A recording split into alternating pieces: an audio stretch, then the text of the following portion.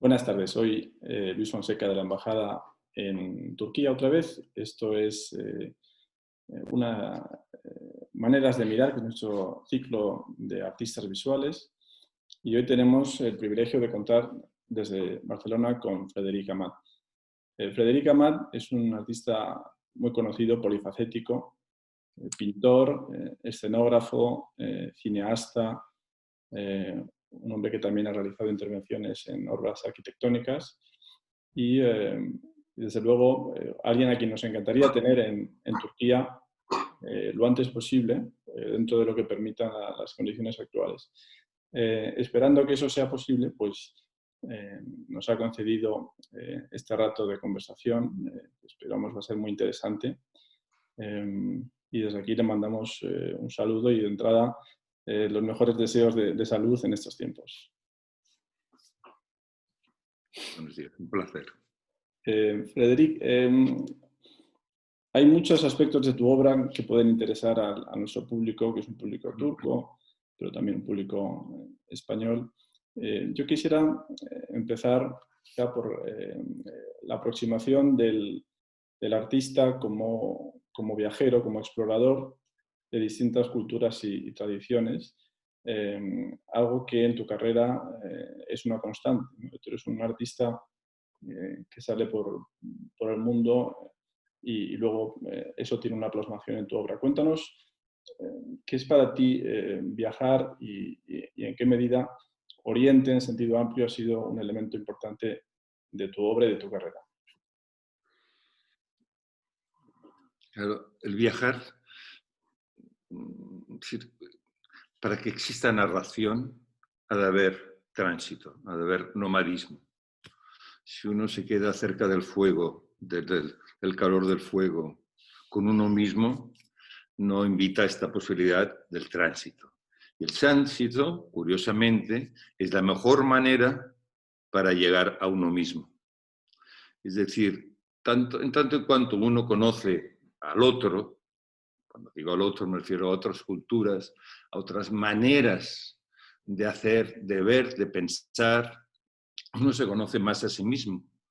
Uno es en tanto el otro está, uno no es ninguno. Y esto lo tuve muy claro desde muy joven y sobre todo porque cuando hacía la presentación, que hay una palabra que dices tú y en mi caso se repite con insistencia, que es artista polifacético. Yo creo que esto no tiene hoy día ninguna vigencia porque es algo consustancial al artista del siglo XXI. Creo que la gran herencia, el gran legado de la experiencia del arte del siglo XX fue esta apertura del artista en muchas direcciones, ¿no? El artista está a punto de tocar el mundo de la poesía, de la cerámica, de la imagen en movimiento del cine o del vídeo, incluso de la escritura, de la pintura en sí mismo. Es decir, ¿qué quiero decir finalmente con ello? Que ser artista es una actitud de vida. Y esa actitud de vida, qué mejor manera que emprenderla en el viaje. Un artista que he admirado y que es referente, que es Paul Klee, anotó una vez: dibujo una línea y viajo con ella. También la pintura es una forma de viajar. Y cuando digo viajar, también es viajar hacia adentro, ¿no? Hacia adentro de uno mismo, hacia el oscuro, y a cuanto más oscuro, más conocerás la oscuridad. Porque finalmente todo, tanto el viaje como la pintura, y en eso hay una relación, es una manera de tratar el enigma. Y el enigma es lo que me alimenta y nos alimenta a todos cada día. Es decir, no me imagino un viaje sin enigma. Es decir, el viaje que me interesa son los viajes a la deriva, ¿no? Es decir, nunca, y respeto a todo el mundo, cada uno viaje como quiera, ¿no? No hay un solo viaje. Pero el viaje que personalmente es el que me interesa y el que he vivido, es el viaje a la deriva, un poco al encuentro de la isla del tesoro, ¿no? La isla imaginaria donde uno espera encontrar un tesoro. No hay mapa posible. Se va haciendo día a día en el transcurso. Así ocurre en la pintura, ¿no? Entra uno al estudio y todo es un enigma y ahí vas dialogando con la obra. Al punto que uno cree que pinta, pero finalmente la pintura que pinta uno, ¿no? Pero bueno, perdona que he extendido la respuesta, pero no podía compactarla. Claro, es una pregunta muy abierta, pero creo que en tu respuesta y en esta introducción tan sugerente al tema, tocas varios aspectos que nos dan una pista de por qué tu interés artístico por una figura como la de Federico García Lorca, que también fue en todos estos aspectos que mencionas, la atención a distintas disciplinas artísticas, la condición de artista total y esa exploración del misterio, ¿no? Del enigma, del oculto, fue desde luego un pionero y una de las grandes voces poéticas y artísticas del siglo XX, hasta el punto de que su recepción ha sido universal. También, por supuesto, en Turquía, toda su obra poética, su obra dramatúrgica está traducida, incluso está agotada, ¿no? Por lo que me consta. Con lo cual,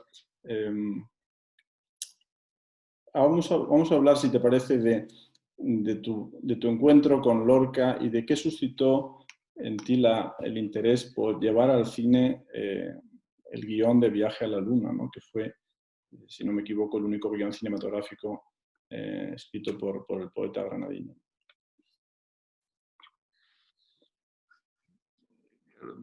Me tengo que remontar a mis 14 años. Es decir, de alguna manera, pues Lorca es asesinado el año 36, en agosto del 36,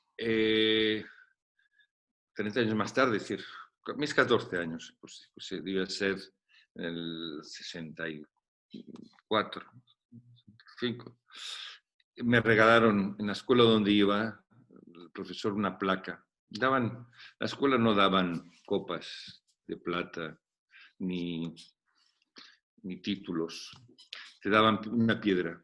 Y en la piedra había una placa. Y los motivos por los cuales te daban la piedra era porque eras el mejor de Pático. Por lo cual es decir, no eran por ser la cúspide de una pirámide, sino por alguna manera había pues una actitud o algo que uno hacía que merecía un reconocimiento. El reconocimiento de una piedra. La piedra tenía una placa y aún la tengo, y en la placa ponía: llenaré de luces mi corazón de seda y yo miré muy lejos.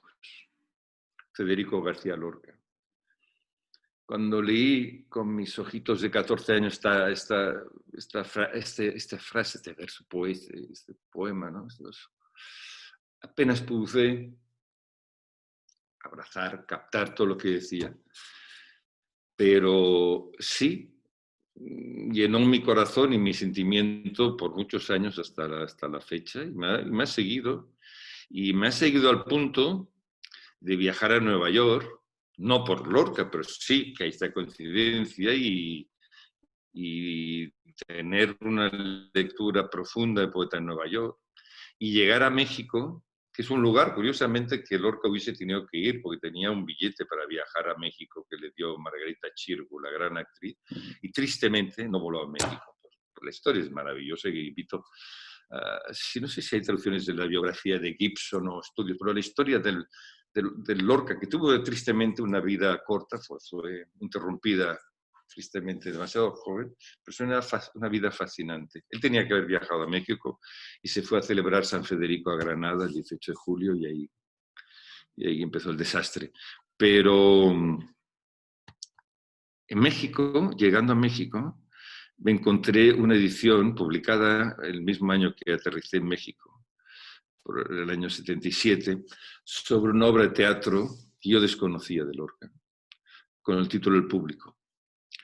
Bien, leí y compré, y curiosamente fue la primera mañana, que levantándome pronto por el jet lag, recorrí, me perdí por la Ciudad de México en el año febrero del 77, y en una librería, recuerdo, de nombre Cristal, entré y ahí estaba un libro, Federico García Lorca, Estudios sobre el público, de Rafael Martínez Nadal. Rafael Martínez Nadal, el gran amigo de Lorca, al que Lorca, antes de coger el tren para viajar a su destino final, a Granada, le entregó el manuscrito al público. Y Martínez Nadal publicó esta obra que hasta la fecha era inédita, estamos hablando del año 77, y que fue escrita por Lorca contemporánea a Poeta de Nueva York, en su viaje el año 29 en Nueva York, donde Lorca, como escritor, como poeta, realmente hace algo maravilloso. Es decir, conocemos el teatro donde la mujer sobre todo es protagonista, Bodas de Sangre, Doña Rosita, Yerma, etcétera, maravillosas, pero hay un teatro otro de Lorca, que Lorca, el propio Lorca denomina el teatro de la verdad de las sepulturas, el teatro bajo la arena, el teatro sin máscara, ¿no? Es decir, el teatro que intenta buscar las venas de corral de las cosas, ¿no? De perseguir lo más profundo. Y está escrita en Nueva York, se acabó en Granada, pero el inicio de la obra de teatro, del drama del público, está escrito en Nueva York, al mismo tiempo que el gran poemario Poeta en Nueva York, y al mismo tiempo que un amigo suyo mexicano que hacía sus pinitos, sus inicios en cine, escribió, le pidió para escribir a Lorca un guión de cine. Y Lorca, muy amable, dijo, sí.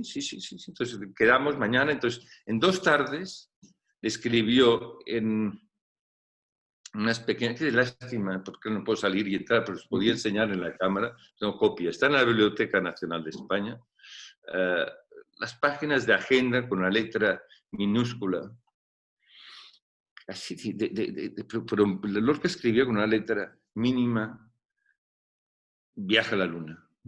Viaja a la Luna es contemporáneo, como decía, poemario, Poeta de Nueva York, y al público. Y las 3 obras, la obra de teatro, el poemario y el guión cinematográfico, tienen ecos y resonancias. Donde utiliza una primera lectura del guión, y así ocurrió, parece que sea un guión hermético, pero hay una lógica poética absoluta. Es más, hay una cierta dimensión autobiográfica del poeta.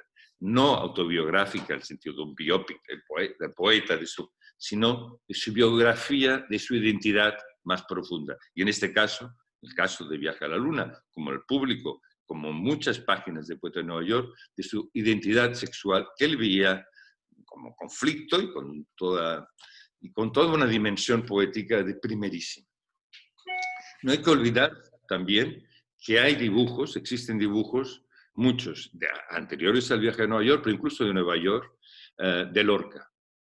Es decir, tenía razón Luis cuando decía, sí, hay, Lorca, ¿ves? Estas cosas es polifacético, tantos y mejores.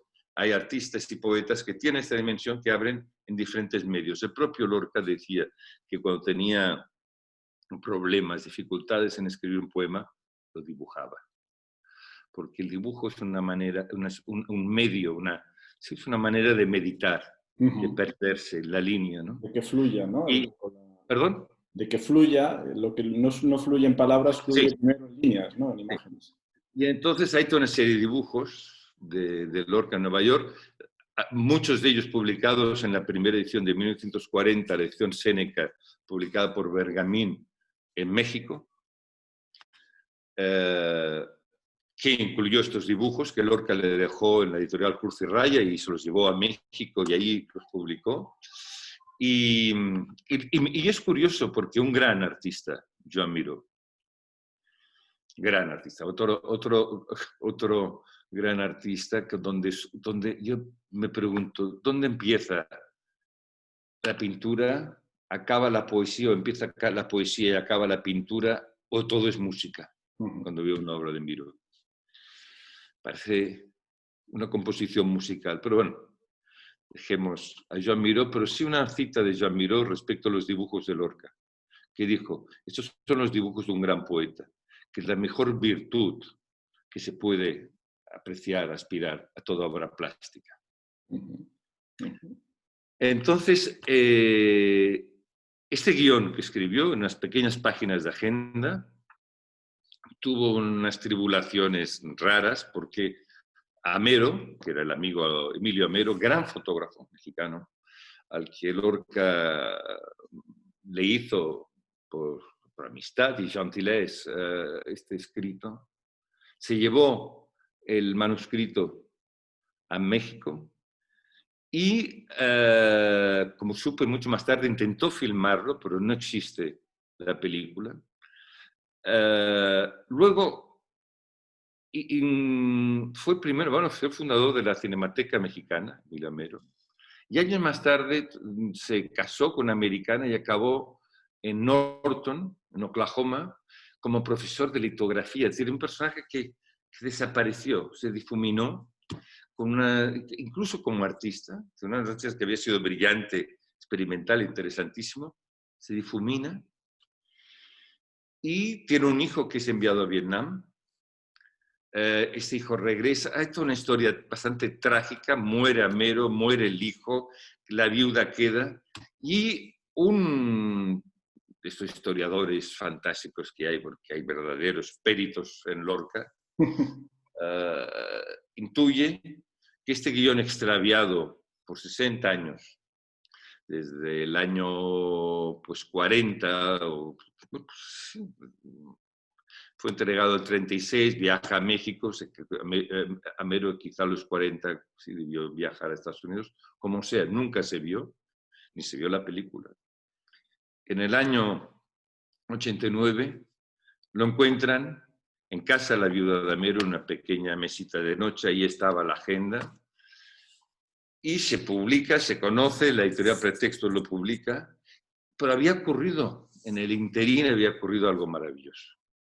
Si vuelvo y recapitulo, si en el año 77 yo había leído El Público contemporáneo, como decía el guión de Lorca, en México, 10 años más tarde, en el año 87, en Nueva York, recibo una llamada de un gran amigo y gran director de teatro, Luis Pascual, director en aquellos momentos del Teatro de Europa, y el director en aquellos momentos del Centro Dramático Nacional en Madrid, luego fue director del Teatro de Europa, pero fue una coproducción con Teatro de Europa, para montar la obra de teatro El Público. Es decir, y aquí sí que lo digo con modestia, me cubro la cabeza porque sí que es y siempre he entendido como privilegio, regalo, la posibilidad de haber podido estrenar una obra inédita de Lorca, como es El Público, junto a Luis Pascual y junto al que fue mi maestro y amigo,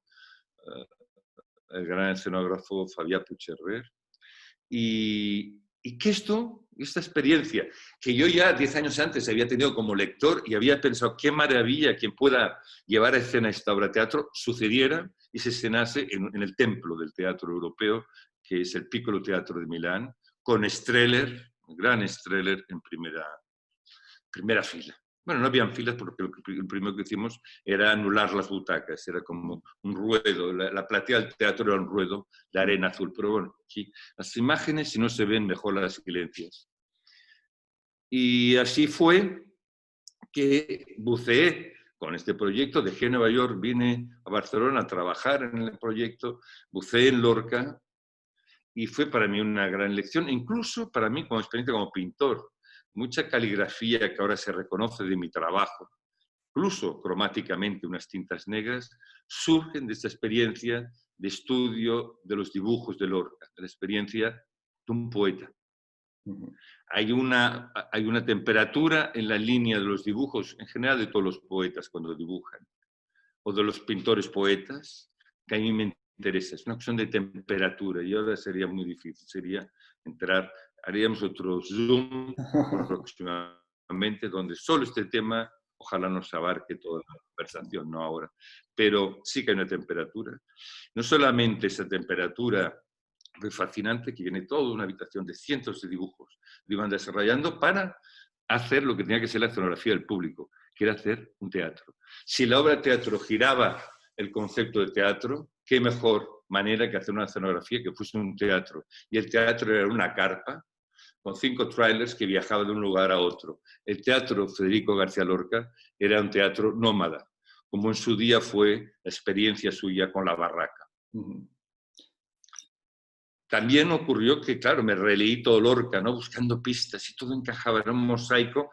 Era como desentrañar, esta sería la palabra, desentrañar, intentar conocer las entrañas poéticas y volver a cerrar como si nada hubiese sucedido.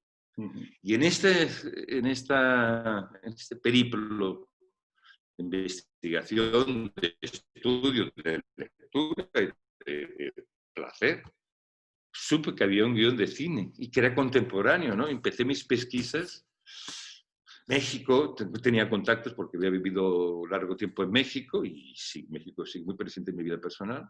Y sin pesquisas en México no se encontraba nada. Pensé, la película quizá existía, quizás se quemó con el gran incendio de la Filmoteca de 1981, 81, un gran incendio de la Filmoteca donde se perdió mucho material fílmico.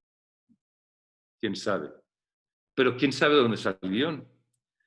87, el año 98, 10 años más tarde, aparece en Oklahoma. Y bueno, pues hago pesquisas para leerlo por esta historia que llevaba 20, 30, 40 años siguiéndome. Y cuando lo leo, claro, las piezas me encajaban, porque encajaban con mi conocimiento del público, con mi conocimiento de poeta en Nueva York. Y entonces, ¿cuál fue la mejor manera de adentrarme en este guión? Dibujarlo. Son páginas y páginas dibujadas, en lo que llaman un storyboard, del guión del viaje a la luna. Y tuve la suerte, además, de este guión, de haberlo comentado con mi amigo poeta Joan Brossa, que era un gran amante de Lorca y de cine. Entonces, hice unos comentarios y otra gente, con Vigas Luna. Y yo iba a decir, y estaba muy ilusionado, ¿no? Bueno, entonces llegó el productor, el mundo, bueno, vamos a hacerlo. Se tardó, siendo una película de Lorca, se tardó tiempo en conseguir el dinero. Incluso, es una historia triste, ¿no? Intenté a través de la Generalitat de Cataluña, porque Lorca había tenido pues, una relación con Cataluña, estrenó obras aquí en Barcelona, tuvo una relación muy cercana con Salvador Dalí, con Cadaqués, etc., con la Xirgu. Pero bueno, yo una poesía en frontera esto, pero sí que recuerdo haber ido a la Generalitat a intentar una ayuda y la respuesta es decir, hombre, qué bien, qué maravilla, pero claro, pagar una película de un poeta en español. Dice, no, pero si la película es muda. Entonces, esto es lo que uno se encuentra por el camino, pero claro, no tiene ni gracia, pero ocurre, ¿no? Entonces fue muy difícil. Finalmente, a través de Canal Sur, y además también fue, bueno, es el momento, un día si tengo tiempo haré narración de todas estas tribulaciones que ocurrió con el viaje a la luna, porque la productora, claro, desconfió que yo pudiera ser director de la película. Claro, yo la película la tenía aquí, pero no como decorador, no como director artístico. Dijo, no, pero tú eres director artístico. Entonces, claro, el día que apareció el primer día de rodaje, la claqueta con otro nombre, dije, oye, pero no por vanidad, dije, no, yo tengo que coreografiar. Y aquí hubo un personaje extraordinario que fue la propia hermana de Lorca, que paró todo. Se empezó un rodaje en Madrid, se paró y ellos continuaron con su riesgo, tuvieron que desaparecer la película porque la hermana de Lorca, que aún vivía, dijo una frase que yo le agradeceré toda la vida, que no, la película de Federico es para Federico. Y me dieron los derechos totales de la película, apoyaron la película, y entonces además había el centenario. Esto de Lorca con la exposición Reina Sofía. Esto permitió que entrase con mínimos, por cierto, dinero. Y en un tiempo récord, creo que en un mes montamos, hicimos la película, fue una locura. Yo pasé un mes casi... Pero al galope, porque la pasión te ayuda, puedes ir al galope por pasión. Llegamos a presentarla en el Museo Reina Sofía de Madrid y es una película que se presentó, pues estamos hablando del 99, han pasado 30 años, estamos en 2020 y seguimos como hoy hablando de una película muda, pero que habla por sí misma. Es una película, desde luego la historia de tus pesquisas da para otra película, ¿no? Yo por lo menos, o para un relato, porque es una historia cultural también del siglo XX y del exilio, en fin, de tantos temas que has tocado. Yo quería, la película, por supuesto, todos los que nos siguen pues podrán encontrarla en un enlace a tu página, ahí podrán verla. Yo quería, dentro de ese universo surrealista tan particular, que nos dieras algunas claves interpretativas, porque hay mucho contenido en esa película, pero obviamente no todo el mundo puede apreciar los significados de los símbolos o las referencias cruzadas a otros artistas. No sé si nos quieres dar 2 o 3 claves que para ti fueron las más llamativas, si quieres, o los hilos en los que nos podamos fijar cuando veamos Viaje a la Luna. Bueno, decía antes, y insisto, no es un viaje. Viaje a la Luna. ¿A la Luna? Claro, hay un antecedente que es la película de Méliès, Viaje a la Luna. Él sí que hace un viaje maravilloso a la Luna, etc. Pero Lorca no. Para Lorca la Luna es Selene. Ahí la tenéis al lado, está en Grecia, Selene. Selene es la luna, Selene es la feminidad. Pero también hay una metáfora bellísima del propio medio cinematográfico, ¿no? Creo yo que es entender la luna como espejo de luz, como pantalla cinematográfica, como luz. Bueno, durante años aquí se ha intentado encontrar la tumba de Lorca. Yo creo que Lorca está en su poesía. Él decía, el día que yo me muera, dejar el balcón abierto. Dice, no quiero ver en la calavera de Lorca, en la portada de la prensa nacional. No quiero ver la calavera de Lorca, ¿no? Ni los huesos, ni el fémur. Pero el propio Lorca lo decía, ¿no? En un poema, ¿no? Vecinitas, decidme, ¿dónde está mi sepultura? En mi cola, dijo el sol. En mi garganta, dijo la luna.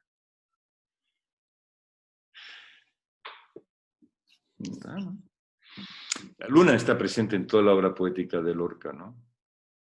En el caso de Viaje a la Luna, claro, tiene esta idea de proyección, pero es un viaje al interior profundo del poeta.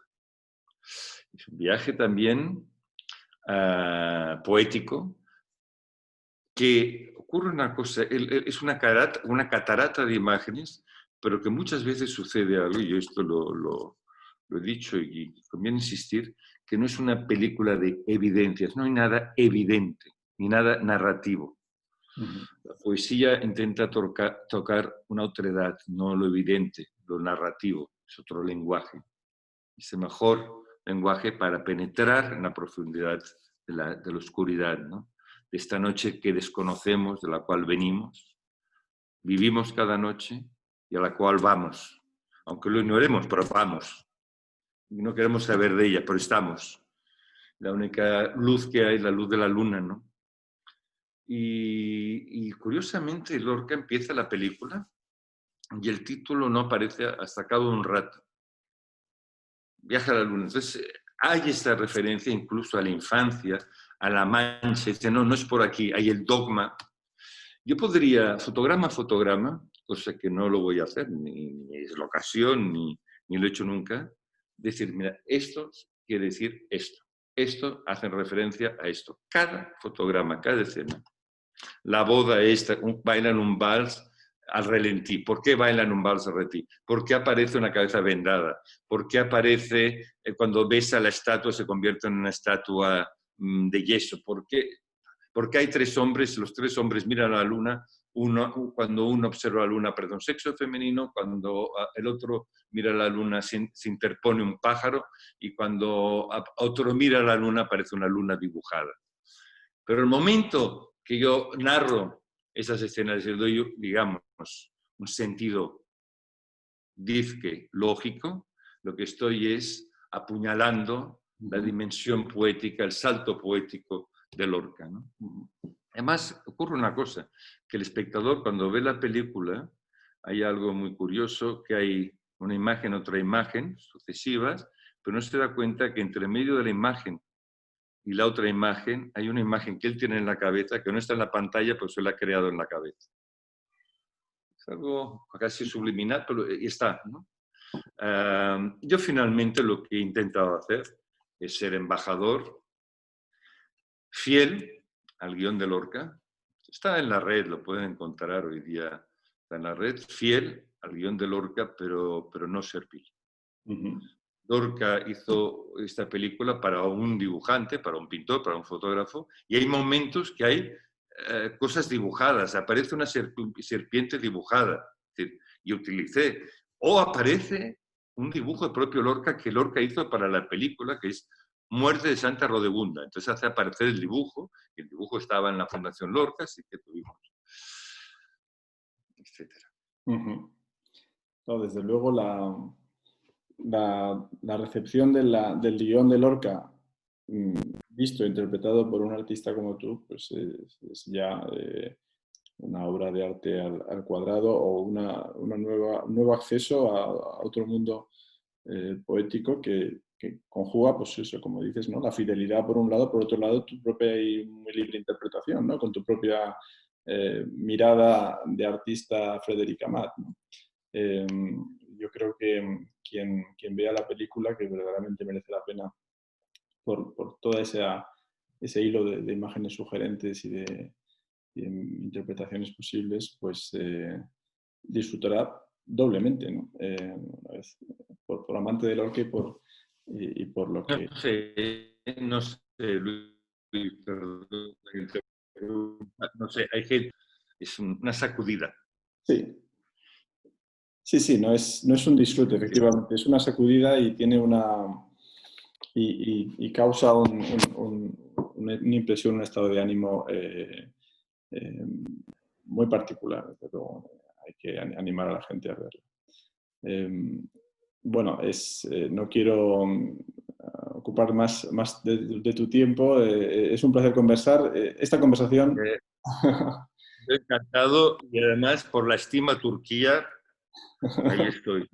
Esta es una tierra, y esta sí que quizás es una última pregunta que también nos da para otra disquisición larga, pero el elemento mediterráneo en la obra de Lorca, en tu obra en concreto, ¿no? Artista barcelonés, artista granadino, él, corremos el riesgo de caer en el tópico del Mediterráneo, pero por otro lado, probablemente tanto tú como Lorca, esa dimensión, ¿no?, oculta, oscura, mítica de la realidad, es un poco la conexión profunda entre las culturas mediterráneas, la habéis explorado, la habéis trabajado a fondo. Me da la impresión de que precisamente por eso eres un artista que cuando tengamos la suerte de tener aquí, pues vas a tener mucho seguimiento, mucho éxito por la conexión con esa faceta turca, ¿no?, mediterránea, ¿no? Turquía es un país, bueno, pues como todos, ¿no?, un híbrido de muchas influencias, pero el elemento mediterráneo está muy presente. Sin duda, sin duda, sin duda. ¿Y qué lugar tiene en tu universo creativo y en qué se concreta, digamos? Es que te agradezco, pero me lanzas a través de la pantalla unas preguntas muy amplias, ¿no? Y no quiero ser pesado porque esta pregunta es tan amplia como el mar. Y un mar, fíjate, es curioso, un mar que en muchas lenguas, en catalán, en francés, incluso en castellano, ¿no? La palabra mar y madre lo mismo, ¿no? Hay algo, es un mar que nos acoge, es un mar que ha sido, la palabra es, pero sí, cuna, claro, cuna, que ha cunado una gran cultura. Si tú tomas toda la experiencia de la humanidad, pues hay experiencias maravillosas en Oriente, en muchos lugares, pero el Mediterráneo recoge incluso las influencias de esa tradición maravillosa, las Mil y una noches, acaban llegando a Francia y ahí toman forma de libro. En el Mediterráneo ha habido todo, Roma, Grecia, Cézanne, ya con Cézanne, pues ya se hizo Matisse, Bonnard, Miró, Picasso, es infinito, infinito. La palabra iba a decirla y una cierta pudor me ha censurado, pero voy a hablar de luz. A la cultura mediterránea le mueve la luz, nos mueve la luz. Somos un reloj de sol viviente, pero también tenemos la otra cara de la luna, cara oscura, que es un mar que ha dado un latido de cultura durante siglos. También es un mar de sangre, es un mar que hoy día lo estamos viviendo, y sobre todo desde Turquía y desde España, porque nos une este litoral inmenso que es el litoral del Mediterráneo, cultural, y en esos momentos con un problema que es el problema de migración. Un problema que tenemos, que no podemos ignorar, y que está en el Mediterráneo, y que es un mar que está lleno de muertos, de cadáveres, y que es un problema a solucionar, que es un problema de difícil solución, que encima en esos momentos todo es doblemente difícil, porque ya difícil era todo, encima nos ha caído una pandemia, bueno, etcétera. No quisiera acabar esa conversación con una nube, pero que tampoco quisiera acabar este comentario sobre el Mediterráneo que nos une y que hace que yo viaje a Turquía y vaya a la Capadocia y reconozca a Gaudí, y vea a Gaudí y reconozca la Capadocia, y lea a Orhan Pamuk sus libros y me reconozca en Juan Goytisolo, que era amigo suyo, que vivía, y que a través de Juan Goytisolo conoció a Orhan Pamuk, y pudimos hablar anoche brevemente de las Mil y una noches. Curiosamente, Orhan Pamuk me hizo un comentario que me sorprendió y dice: ¿has dibujado los planos de la arquitectura de Mil y una noches? Que sí. Y viajé a Estambul con una maleta con los 3 volúmenes de las Mil y una noches, diciembre del 2018. Por segundo viaje, primer viaje lo hice a Turquía en 1925. Hay un libro, hay un cuaderno para mí, la experiencia de viajar, la manera de digerirla es pintar. Yo, si no pinto en un cuaderno lo que veo y lo que pienso, me agobio, ¿no? Entonces, una manera de digerir lo que veo. Tengo un cuaderno y del segundo viaje también, del 95, del 2018, y allí llegué al espacio al museo que tiene, tiempo maravilloso de la memoria, con los 3 volúmenes de las Mil noches, y que nunca tuve respuesta. Y tengo una sensación que se quedaron en el Museo del Silencio más que de la memoria, ni gracias. Pero bueno, no, esto no, pues así es, ¿no? Pero sí que tengo Turquía muy presente. ¿Por qué? Porque es evidente. Porque es evidente. Turquía es la gran puerta con Oriente, es el gran puente con Oriente que no podemos ignorar.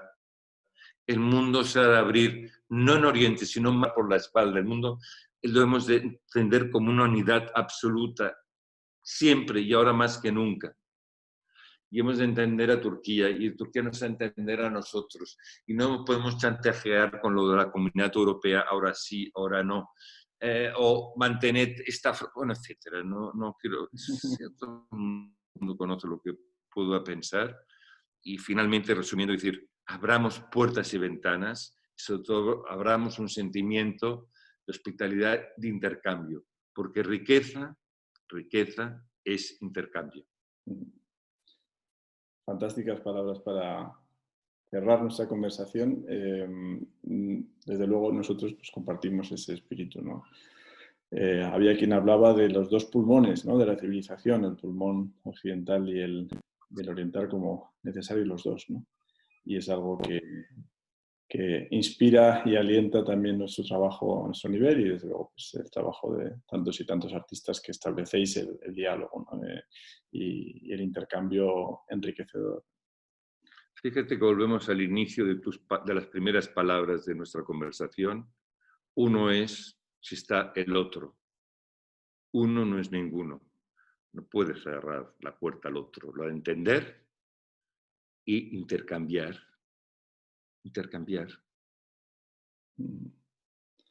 Fantástico. Frederica Matt, Ojalá. ha sido un grandísimo placer conversar contigo. Nos quedamos con ganas de más, nos quedamos con ganas también de traerte, si hace falta incluso ir a ese Museo de la Memoria a ver qué pasó con esos cuadernos.